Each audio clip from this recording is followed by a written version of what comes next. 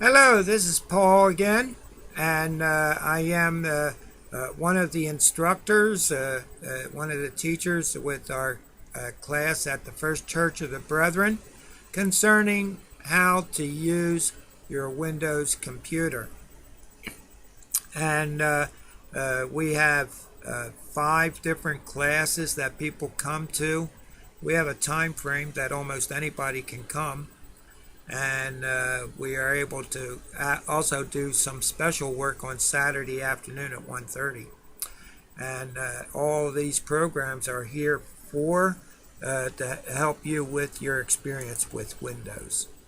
At present, we are talking about Windows 7, and computers that we are awarding now contains Windows 7. And one of the less known parts of Windows 7 is called the Device Manager. Device is a piece of hardware that is connected to your computer and works with the drivers that make them work. A driver is means that where the central processing unit will only work with the binary code. Different manufacturers has their devices that they offer you, a printer or anything else that can be given as part of the computer. It might be your monitor.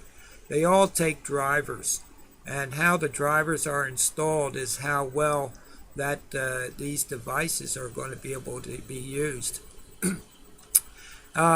Very often you might talk to technical support, and if they take over your computer, very often they'll go into this device manager to see or troubleshoot to see what the problem could be.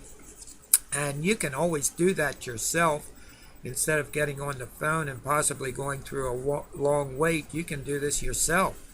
And to get to the device manager, you'll go to the start menu, just like you do everything else, and be able to write in the word device on the lower portion.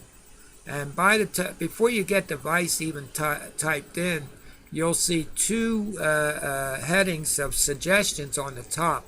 That is devices and printers. That will show you how well your printers are installed and all the software that is connected to it, and be able to set what is called default.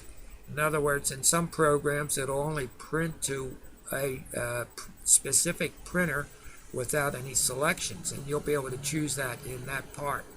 However, we're talking about the device manager. You will take your mouse and left click on it and open up the device manager. This device manager will show you everything that is installed on your computer, but most important is that it shows you how it is installed. These are a list of a lot of different connections, how the software is being translated from what the manufacturer has running and into binary code so your computer can use it. They are called drivers. So these drivers, if they are messed up, there will be a question mark over it. And as you can see on this list here, everything is installed properly. Everything should be working fine. But where you have a problem with one item, it could be a disk drive, it could be your DVD or ROM drive or whatever. It could be your keyboard. Very often, if there's a question mark there, you can go in and open up that part of the menu, see what is installed on there, and very often they will merely delete that bad driver, reboot the computer, and it'll self-install a fresh copy of that driver and be able to operate properly. Very often that is a simple fix of a very difficult and frustrating time on your computer. This has no capabilities of saving and moving on. It works like a data processor. When you work on one item, it is final. If you delete something, it is deleted. There is no recourse. But rebooting the computer, it will reestablish that connection and bring up a good driver. So this is a very easy item.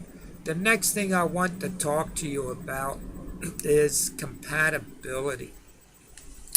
It is very common that when you have one computer and you venture into having another computer, you will have a collection of different programs that are possibly on disk. And they are designed for the current version of Windows that are out when you bought that program. When there is a problem with its capabilities of running, it could be a compatibility issue. However, Windows 7 has been upgraded to handle these issues in most cases. And the compatibility issue has diminished quite a bit. However, when you're dealing with a compatibility issue, it is necessary to not work with a home version of Windows 7, but you will have to have a copy of Windows Professional. Only then will you have the capabilities of having such issues taken care of on your computer, and these old programs will run just as smooth as they always have with an older computer. So how do we get into there? First of all, we bring up the start menu and we type in the word run. Isn't that interesting? They changed the name of it. It's no longer called compatibility. It is called run older programs in Windows 7 is what you're going to see come up on the screen. However, after we get through this part here, you're going to see that the word or the term of compatibility is still valid. But in this part, this is what we're going to be working with. When we type in the word run, you see run program made for previous versions of Windows, and you will use the left button of the mouse to open the window. In this window, it's very straightforward, and all you have to do is realize that the program compatibility wizard will take place. A wizard is a step-by-step process to be able to perform the necessary operation of what you're looking to do. So we do click on next, and when next is selected, a list will come up pretty quick. It don't take too long, and it'll come up with a suggestion of different issues that could be in a compatibility mode. And if there is a problem with it, you will be able to select any one of them. You make that selection and be able to realize that the computer will fix that problem for you. If that program is not on this list, you can select not listed, and it will show you all of the programs that are installed on your computer, and you'll be able to pick out from a list which one you're having a problem. As you realize this situation, that you make the proper selection, you'll click on next, and when next comes up, you have two selections there: try recommended settings or troubleshoot the program itself. The problem of it running might be it could be corrupted to begin with, so you can check either selection. When you click on that, the computer will take over the operation and complete the process. When this is done, you'll go in and check and see if the program will work properly again. And if it doesn't, there is another way of doing things. So here we go to on a different situation there that we know we're dealing with a specific program. We go to the start menu, and we can either go into all programs to find it, or it might be on the list as a program that has been recently opened. For this demonstration, I know I'm not having a problem with TeamViewer here, but I do have the capabilities of displaying what this is about. So when I right click, remember a right click always bring up a menu. We have a situation where people get a little bit confused with the buttons on your mouse, and also on a laptop there are two buttons on the bottom of the pad that represent the left and the right button as well. So right click will bring up this menu, and you will select properties. Properties will bring up everything of how that program works. It will give you a list of tabs going across the top of the window that comes up, and one of them is compatibility. This is the same operation that did take place in Windows XP. However, this is even more complete than what it was in the past. When we go in there, we want to make sure that a checkbox is selected with the left button. If it's not check marked, to be able to run this program in a compatibility mode. When I make sure that check mark is there, I am able to use the drop down arrowhead using the left button and being able to see a complete list of the generations of Windows. Take notice, everything is listed there going back to 1995 when Windows really got started. There was different generations before that, but they were in the early stages, and Windows 95 was the first time it was integrated, having outside programs be installed with Windows and have a single operation. However, going through all of these lists here, what you do is when you don't have something working smooth, you'll take notice of how the program is designed. It might say on the disk or on the package that it comes in that Windows XP is the choice.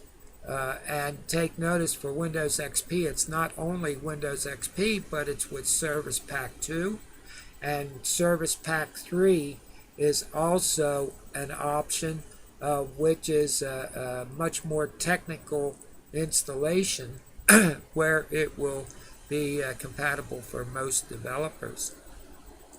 However, these are the selections that you make. Try one, you open the program, see that it's working properly. If it's not, you come in here, you make another choice. That's all it is. You go through the process once or twice or whatever it takes to get it to work properly until finally you have something that is working, just like it was when you first bought it. So this is how it is set up. And of course, when you make changes, remember to click the OK button. Don't use the X at the top. And when you press OK, it will save the changes you made, and it will close the window, and then you're able to go ahead and test that program or use it that way, the way it is meant to be. So this is a very flexible thing for you to work with. We still have the capabilities what worked with before with Windows XP, and we also have the newer capabilities of what Windows 7 has to offer through the control panel. So be sure to have the programs running properly in the proper mode of compatibility. Remember, compatibility means everything to your computer. And I'd like to remind you, with Windows 7, this capability only works with the professional version. It'll also work with the ultimate version of Windows 7. But you need at least the professional level of it. This is Paul Jones. I invite you to go over other classes that we have here online for you. And remember that we are available. We got plenty of room in the classes now. If it gets too full, we create another class to break it down and try to keep it on a comfortable level. And I say thank you, and I hope to hear from you.